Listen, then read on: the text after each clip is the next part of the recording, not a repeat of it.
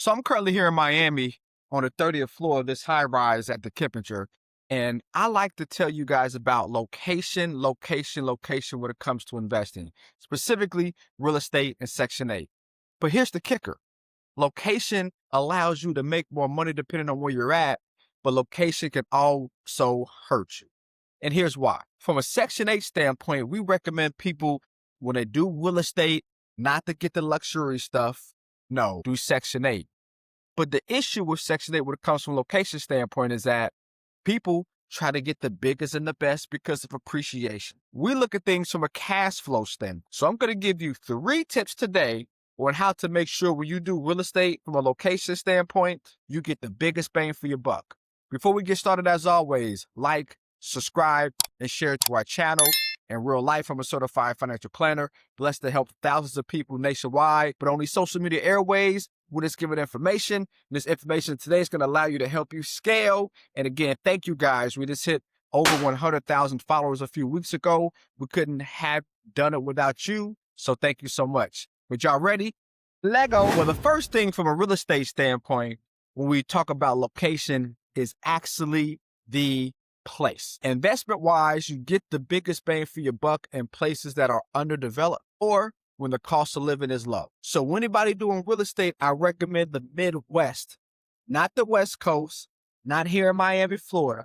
If it is in Florida, closer to Jacksonville than Miami, but more specifically, markets like Indianapolis, markets like Detroit, markets like Cleveland, or Cincinnati, my hometown. The reason why is because you get a bigger bang for your buck house-wise.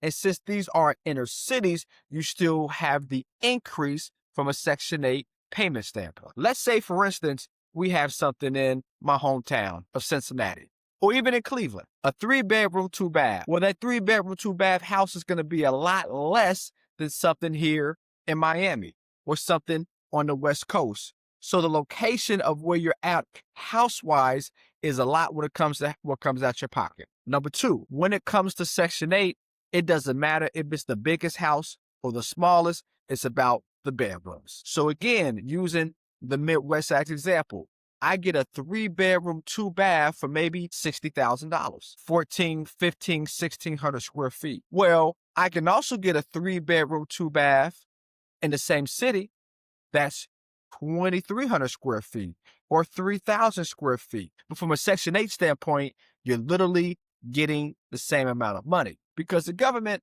they don't care about how big the house is. They care about the house being livable, being able to rent, and making sure you're not a slumlord.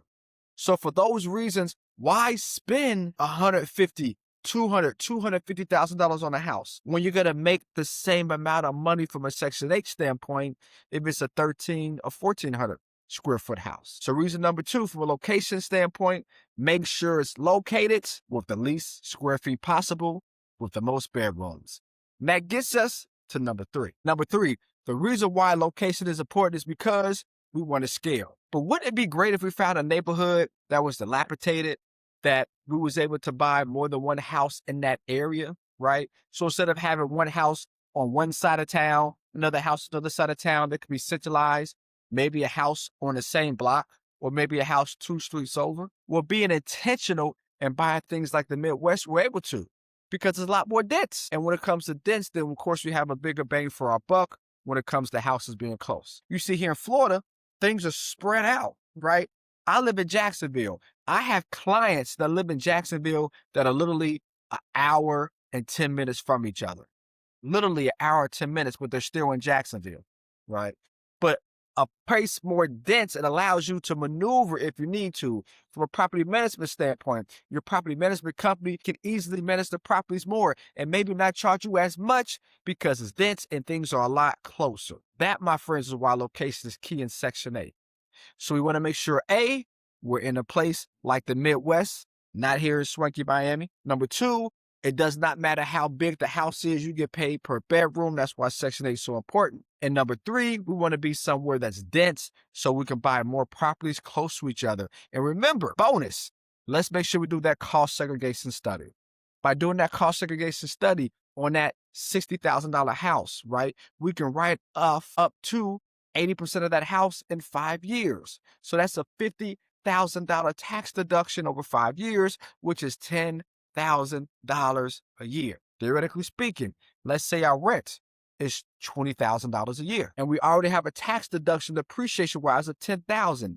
We initially off top are only paying taxes on $10,000 before any other deductions or remodeling done to the house. Doing that allows us to have the IRS be our biggest business partner while we get to the bag. So if you want more information like this, or you want our step-by-step guide that actually shows you how to buy a Section 8 property with no money out your pocket, literally buy it with no money out your pocket, click the link below, because we want to help you scale and transform your finances. So hopefully this video gave you step-by-step why A, location is important, and B, why Section 8 is always the place to go from a real estate standpoint, not building this old high rise, getting a profit margin that you hope to get, because a lot of buildings, a lot of apartments, a lot of condos is vacant right now. A lot of money out their pocket, a lot of money not coming in their pocket. Let's stick with Section 8. Let's be great. Let's not hesitate. Let's not procrastinate. Let's get it done. In beautiful, swanky Miami, let's make some Payneful properties together, y'all. Peace.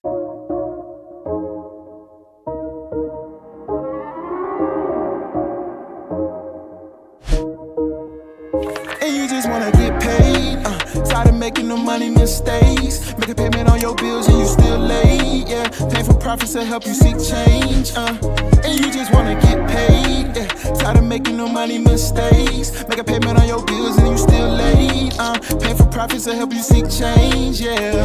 Cut the show and just listen. You wanna feel empowered by making money decisions. Residual by the hours can get you a better living. Bitch at the check, you knowing it could be different.